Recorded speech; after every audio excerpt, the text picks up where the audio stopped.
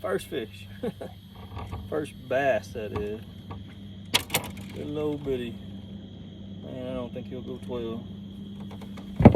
Didn't go 12. Let's see.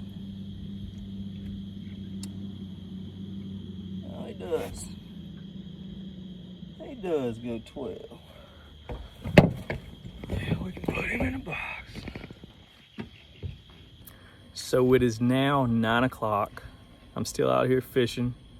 Tournament started at 5:30 a.m. and it's 9 o'clock p.m.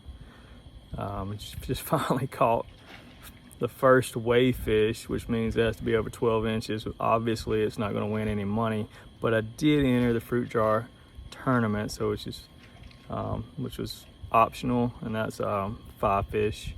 So if I can put 5 fish together tonight, I would have a chance. But the kicker is you can only keep 3 in your boat at a time, so you'll have to go weigh in the first 3, then try to go back and catch 2 more. So that's gonna be tough, but still here, still fishing the Majestic.